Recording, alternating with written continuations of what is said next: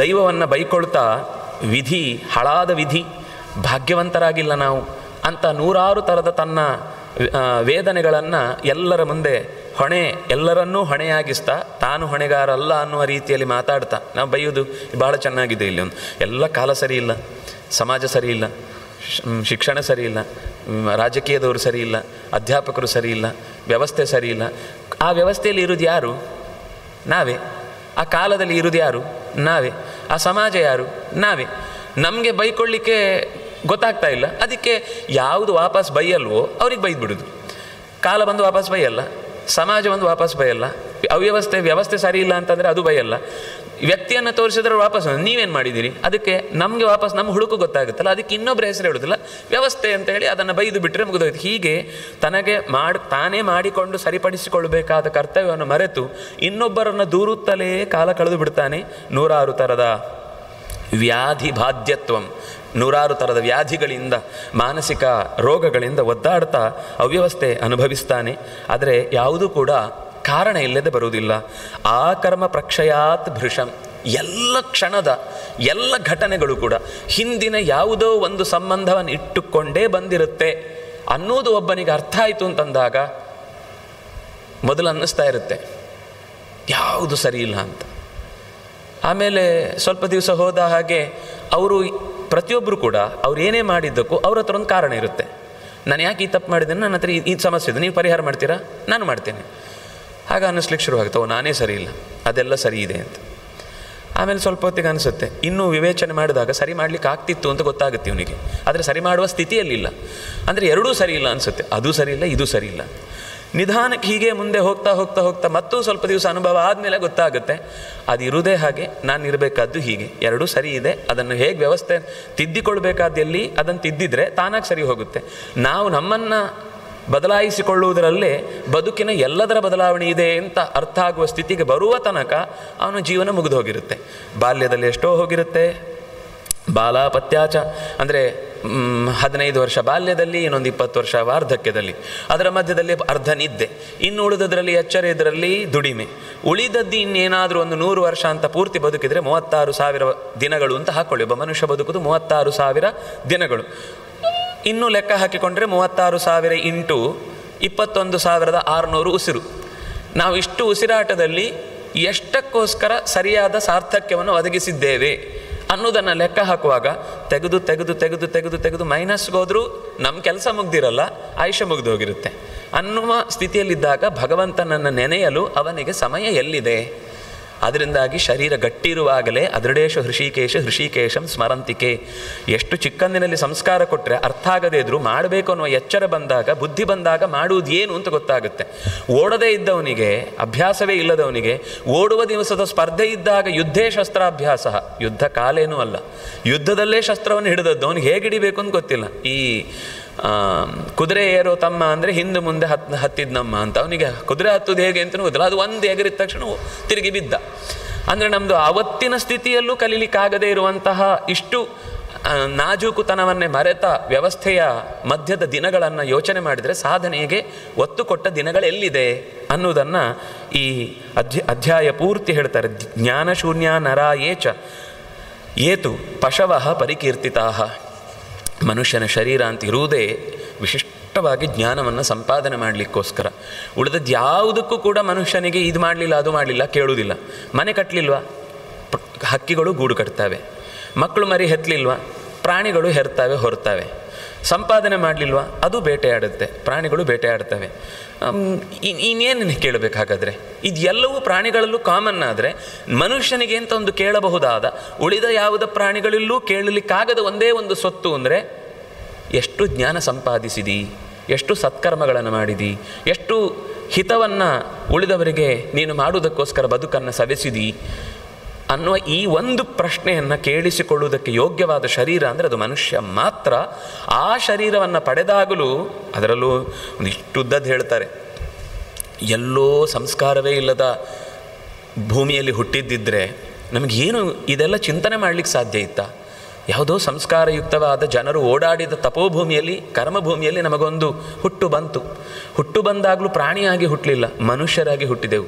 ಮನುಷ್ಯರಾಗಿ ಹುಟ್ಟುವಾಗಲೂ ಅದರಲ್ಲೂ ಕೂಡ ಪೂರ್ಣತೆ ಇದೆ. ಒಂದು ಪ್ರಾಣಿಯಿಂದ ಇನ್ನೊಂದು ಪ್ರಾಣಿಗೆ, ಅಂದರೆ ಬರೀ ಅಮೀಬಾ ಥರ ಇರುವುದಕ್ಕೂ, ಸ್ವಲ್ಪ ಬೆಳೆದು ಹಾವಾಗುವುದಕ್ಕೂ, ಇನ್ನೂ ಬೆಳೆದು ಕೈಕಾಲು ಬರುವುದಕ್ಕೂ, ಮತ್ತೂ ಬೆಳೆದು ಕಾಲುಗಳು ಹೆಚ್ಚುವುದಕ್ಕೂ, ಕಾಲು ಹೆಚ್ಚುತ್ತಾ ಕಮ್ಮಿ ಆಗ್ತಾ ಬರುವುದಕ್ಕೂ, ಕಮ್ಮಿಯಾಗಿ ಕೊನೆಗೆ ಎರಡಕ್ಕೆ ನಿಲ್ಲುವುದಕ್ಕೂ, ಅಂದರೆ ಹಕ್ಕಿಗಳಿಗೂ ಎರಡು ಕಾಲು, ಆದರೆ ಕೈ ಇಲ್ಲ, ಕೈಯ ರೆಕ್ಕೆಯೇ ಕೈ ಅದಕ್ಕೆ.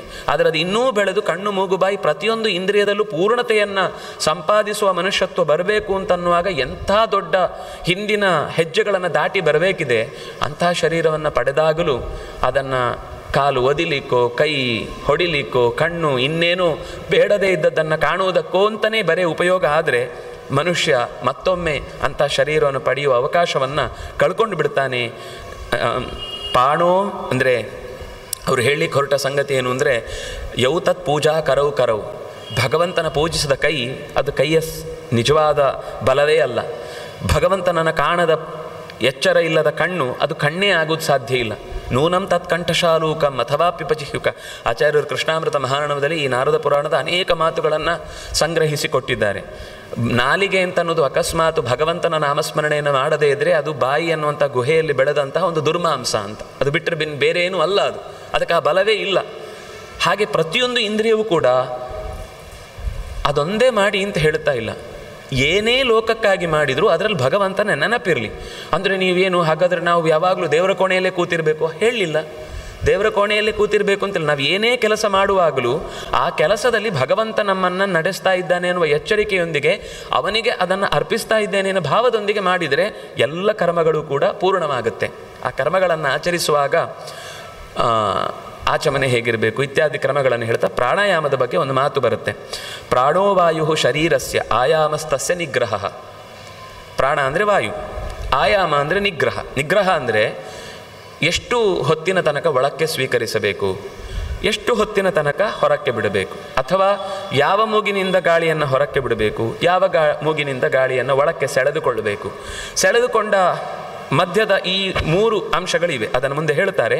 ಪ್ರಾಣಾಯಾಮ ಅಂತ ಇದನ್ನು ಕರೀತಾರೆ. ಇದರಲ್ಲಿ 2 ಥರದ ಪ್ರಾಣಾಯಾಮ ಇದೆ. ಅಗರ್ಭಷ್ಟ ಸಗರ್ಭಷ್ಟ ದ್ವಿತೀಯಸ್ತು ತಯೋರ್ವರಹ. ಅಗರ್ಭ ಪ್ರಾಣಾಯಾಮ ಅಂತ ಒಂದು, ಸಗರ್ಭ ಪ್ರಾಣಾಯಾಮ ಅಂತ ಇನ್ನೊಂದು. ಅದರಲ್ಲಿ ತಯೋಹೋ ವರಹ ದ್ವಿತೀಯ. ಸಗರ್ಭ ಅಂದರೆ ಏನದು? ಅಗರ್ಭ ಸಗರ್ಭ. ಅಗರ್ಭ ಅಂದರೆ ಯಾವುದೇ ಮಂತ್ರಾನುಸಂಧಾನ ಇಲ್ಲದೆ ಕೇವಲ ಉಸಿರಿನ ಮೇಲೆ ನಿಯಂತ್ರಣ ಮಾಡುವುದಷ್ಟೇ.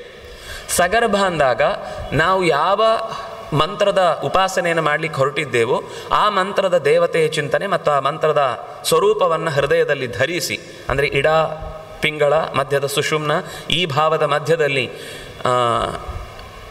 ವಿಷ್ಣುಂಚ ವಾಯುಂ ವಿಷ್ಣುಂಚ ಸಂಸ್ಮರೇತ್.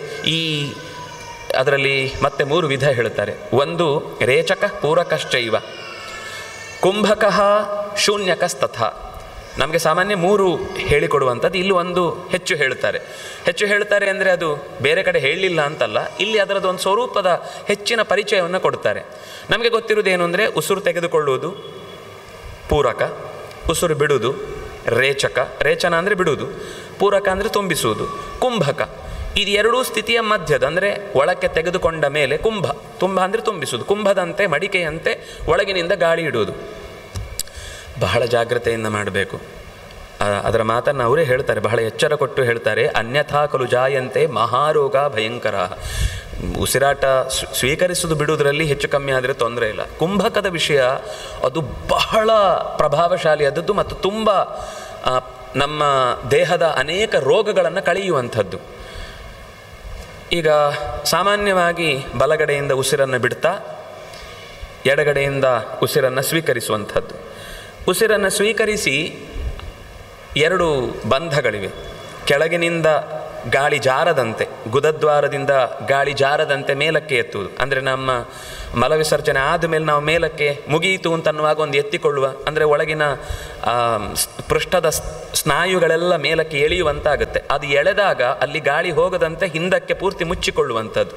ನೀವು ಈ ವಿಷ ಏನಾದರೂ ಕಚ್ಚಿದ್ದಿದ್ರೆ ಕೆಲವೊಮ್ಮೆ ಏನು ಮಾಡ್ತಾರೆ ಅಂದರೆ ಈ ಕೋಳಿಯನ್ನು ಹಿಡಿದು ಆ ವಿಷ ಕಚ್ಚಿದ ಜಾಗಕ್ಕೆ ಒತ್ತುತ್ತಾರೆ, ಅದರ ಗುದದ್ವಾರವನ್ನು. ಅದರ ನೀವು ಗುದದ್ವಾರ ನೋಡಿದರೆ ಅದು ಹೀಗೆ ಎಳಿತಾ ಇರುತ್ತೆ.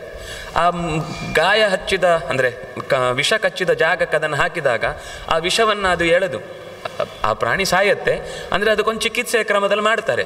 ಅಂದರೆ ಹಾಗೆ ಒಳಗಿನಿಂದ ನಮ್ಮ ಪೃಷ್ಠದ ದ್ವಾರದ ಸ್ನಾಯುಗಳನ್ನು ಮೇಲಕ್ಕೆ ಎಳೆಯುವಂತೆ ಮಾಡುವಂಥದ್ದು ಒಂದು ಬಂಧ, ಜಾರಬಾರದು. ಎರಡನೇದು ಮೇಲಿನ ಕಂಠದಲ್ಲಿ ಹುಟ್ಟುವ ಬಂಧ. ಕಂಠದ ಬಂಧ ಅಂದರೆ ನಾವು ಪೂರ್ತಿ ಉಸಿರನ್ನು ಒಳಕ್ಕೆ ತೆಗೆದುಕೊಂಡ ಮೇಲೂ ನನ್ನ ಬಾಯಿ ತೆಗೆದರೂ ಉಸಿರು ಹೊರಕ್ಕೆ ಬರಲಿಲ್ಲ. ಅಕಸ್ಮಾತ್ ಈ ಉಸಿರು ಇಲ್ಲಿಂದ ಹೊರಕ್ಕೆ ಬಂದು ನಾವು ಮೂಗು ಹಿಡಿಯುವ ಮಧ್ಯದಲ್ಲಿ ಅದು ಹೊರಕ್ಕೆ ಬಂತು ಅಂದರೆ ಒಂದೋ ಕಿವಿ, ಒಂದೋ ಕಣ್ಣು, ಒಂದೋ ಮೂಗು, ಯಾವುದೋ ಒಂದಕ್ಕೆ ಘಾಸಿ ಆಗುತ್ತೆ, ತೊಂದರೆ ಆಗುತ್ತೆ. ಅದರಿಂದಾಗ ಅದನ್ನು ಇಲ್ಲೇ ಮುಚ್ಚಬೇಕು. ತುಂಬ ಎಷ್ಟು ಚೆನ್ನಾಗಿ ಹೇಳ್ತಾರೆ ಅಂದರೆ ನಮ್ಗೆ ಇದೆಲ್ಲ ಓದದೆ ನಾವು ಯಾವುದೋ ಯೋಗದ ಕ್ಲಾಸಿಗೆ ಹೋಗಿ ಅವ್ರು ಏನೇನೋ ಹೇಳ್ಕೊಡ್ತಿರ್ತಾರೆ. ಸರಿ, ಪ್ರಾಣಾಯಾಮ ಹೇಳ್ಕೊಡೋದು ತಪ್ಪಲ್ಲ, ಆಸನಗಳನ್ನು ಹೇಳ್ಕೊಡೋದು ತಪ್ಪಲ್ಲ. ಅದರ ನಂತರದ ಧ್ಯಾನದ ಸ್ಥಿತಿಗೆ ಹೋಗುವಾಗ ಇದರಲ್ಲೇ ನಮಗೆ ಅನೇಕ ಅಂಶಗಳು, ಎಲ್ಲಿವರೆಗೆ ಅಂದರೆ ಆಚಾರ್ಯರು ಪ್ರಾಣಾಯಾಮನೇ ಒಂದು ಧ್ಯಾನದ ಸ್ಥಿತಿ ಅಂತ ಹೇಳ್ತಾರೆ. ಅದು ಸಗರ್ಭ ಆದಾಗ, ಮಂತ್ರದ ಚಿಂತನೆ ಅನುಸಂಧಾನ ಬಂದಾಗ, ಕುಂಭಕದಲ್ಲಿ ಕೂತಾಗಲೇ ಅತ್ಯಂತ ಉತ್ತಮವಾದ ಅದೇನು ಅಂದರೆ ನರಸಿಂಹಾಗ್ನಿ ಅಂತ ಹೇಳ್ತಾರೆ. ಒಳಗಿನಿಂದ ಆ ಗಾಳಿ ಪ್ರಾಣಾಗ್ನಿ ಏನು ಕೆಲಸ ಮಾಡುತ್ತೆ ಅಂತ ನಮಗೆ ನಿಜವಾಗಲೂ ಯಾರಿಗೂ ಅಂದಾಜಿಲ್ಲ, ಅದು ಎಷ್ಟು ಕೆಲಸ ಮಾಡುತ್ತೆ ನಮ್ಮ ದೇಹದ ಒಳಗೆ ಅಂತ. ಅಸ್ಥಿಯಲ್ಲಿ ಸೇರಿದಂತಹ ಅಪರೂಪದ ರೋಗಗಳಿದ್ದರೂ ಕೂಡ ಸಾಮಾನ್ಯವಾಗಿ ದುರ್ಮಾಂಸ ಬೆಳೆಯುವಂಥದ್ದು ಹೊರಗಿನಿಂದ ಇದೆ. ಅಸ್ಥಿಯಲ್ಲಿ ಒಂದು ವೇಳೆ ಯಾವುದಾದ್ರೂ ವಿಷ ಸೇರಿದಂತಹ ಸ್ಥಿತಿ ಇದ್ದಾಗಲೂ ಕೂಡ ಪ್ರಾಣಾಯಾಮ ಮಾಡಿದರೆ ಅಸ್ಥಿಗತವಾದಂತಹ ದೋಷವನ್ನು ಕೂಡ ಅದು ಪರಿಹಾರ ಮಾಡುತ್ತೆ ಅಂತ.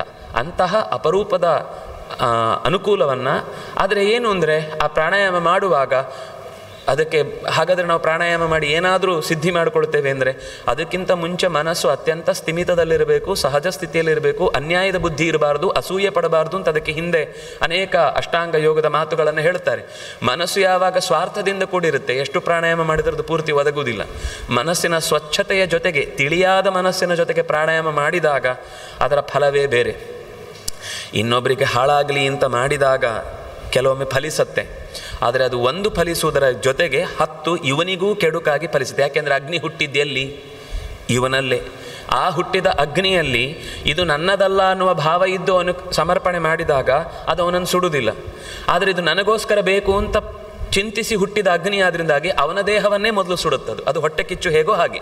ಹೊಟ್ಟೆ ಕಿಚ್ಚು ಬೇರೆಯವರನ್ನು ಸುಡೋದಕ್ಕಿಂತ ಮೊದಲು ತನ್ನನ್ನು ಸುಡುತ್ತೆ, ಆಮೇಲೆ ಅದು ಇನ್ನೊಬ್ಬರನ್ನು ಸುಡುವ ಪ್ರಯತ್ನ ಆಗುತ್ತೆ. ಯಾಕೆಂದರೆ ಯೋಚನೆ ಮಾಡಿ, ಈಗ ಇನ್ನೊಬ್ಬರು ಬೆಳೀಬಾರ್ದು ಅಂತ ಮಾಡುವ 100 ಥರದ ಪ್ರಯತ್ನದಲ್ಲಿ ಸರಿಯಾಗಿ ಅವನು ಅದನ್ನೇ ತನ್ನ ಬೆಳವಣಿಗೆಗೆ ಪ್ರಯತ್ನ ಮಾಡಿದ್ದ ಅಂದರೆ ಅವನು ಇನ್ನೆಷ್ಟೋ ಮುಂದೆ ಹೋಗ್ತಿದ್ದ. ಅದು ಬಿಟ್ಟು ಇನ್ನೊಬ್ಬರು ಕಾಲಿಳಿಯೋದ್ರಲ್ಲೇ ಕೂತ, ಇವನು ಯಾವಾಗಲೂ ಕಾಲು ಕೆಳಗೇ ಇದ್ದ. ಆದ್ದರಿಂದ ಅವನು ಮೇಲೆ ಹೋಗಲಿಕ್ಕೆ ಆಗಲಿಲ್ಲ. ಆ ಸ್ಥಿತಿಯಲ್ಲಿ ಮನುಷ್ಯನ ಹೊಟ್ಟೆ ಕಿಚ್ಚು ಅನ್ನೋದು ಅರ್ಥಾತ್ ಒಳಗಿನಿಂದ ತಮ್ಮನ್ನೇ ಹೇಗೆ ಸುಡುತ್ತೋ ಹಾಗೆ ಈ ಪ್ರಾಣಾಯಾಮವೂ ಕೂಡ ಒಳಗಿನಿಂದ ಸುಡುವ ಒಂದು ಬೆಂಕಿಯನ್ನು ಹೊತ್ತುಕೊಂಡು ನಿಂತಿರುತ್ತೆ. ಅದು ಸಗರ್ಭದಲ್ಲಾದಾಗ ಇನ್ನೂ ಹೆಚ್ಚು. ಅಗರ್ಭ ಅಂದರೆ ಯಾವುದೇ ಅನುಸಂಧಾನ ಇಲ್ಲದೆ ಕೇವಲ ಉಸಿರಾಟದ ಮೇಲಿನ ನಿಯಂತ್ರಣ. 4 ಅಂಶಗಳನ್ನು ಹೇಳಿದರು. ಇಲ್ಲಿ 3 ಅರ್ಥ ಆಯಿತು. ರೇಚಕ ಅರ್ಥ ಆಯಿತು, ಪೂರಕ ಅರ್ಥ ಆಯಿತು, ಕುಂಭಕ ಅರ್ಥ ಆಯಿತು. ಈ ಶೂನ್ಯಕ ಅಂದರೆ ಏನು? ಬಹಳ ಚೆನ್ನಾಗಿ ಹೇಳ್ತಾರೆ. ಶೂನ್ಯಕ ಅಂತಂದರೆ ಈ ಹೊರಕ್ಕೆ ಒಳಕ್ಕೆ ನ ಗೃಹ್ಣಾತಿ ನ ತ್ಯಜತಿ ವಾಯುಮಂತರ್ಬಹಿಸ್ಥಿತಂ ವಿದ್ಧಿ ತಚ್ಚೂನ್ಯಕಂ ನಾಮ ಪ್ರಾಣಾಯಾಮಂ ಯಥಾಸ್ಥಿತಂ. ಇವತ್ತಿನ ಪ್ರಾಣಾಯಾಮದ ಕಲಿಕೆಯ ಮಧ್ಯದಲ್ಲಿ ಇದಕ್ಕೆ ಬೇರೆ ಬಾಹ್ಯ ಕುಂಭಕ ಅಂತ ಹೇಳ್ತಾರೆ ಇದನ್ನು. ಆದರೆ ಇದಕ್ಕೆ ಇಲ್ಲಿ ಶೂನ್ಯಕ ಅಂತ ಹೆಸರು ಕೊಟ್ಟಿದ್ದಾರೆ. ಬಾಹ್ಯ ಕುಂಭಕ ಅಂದರೆ ಈ ಒಳಗಿನಿಂದ ಗಾಳಿ ಇದ್ದದ್ದನ್ನು ಪೂರ್ತಿ ಹೊರಕ್ಕೆ ಹಾಕಿ, ಹೇಗೆ ಒಳಗಿನಿಂದ ಗಾಳಿಯನ್ನು ತುಂಬಿಸಿಕೊಳ್ಳುವುದು ಕುಂಭಕವು, ಹಾಗೆ ಒಳಗಿನಿಂದ ಸ್ವಲ್ಪವೂ ಗಾಳಿ ಇಲ್ಲದಂತೆ ಪೂರ್ತಿ ಹೊರಕ್ಕೆ ಬಿಟ್ಟ ಮೇಲೆ ಅದೇ ಕುಂಭಕ ಮತ್ತೆ. ಅಂದರೆ ಅದೇ ಬಂಧ, ಕಂಠದ ಬಂಧ, ಮೂಲದ ಬಂಧ, ಇದೆರಡನ್ನೂ ಕೂಡ ಗಟ್ಟಿಯಾಗಿ ಮಾಡಿಕೊಂಡಾಗ ಅದು ಕಷ್ಟವೇ.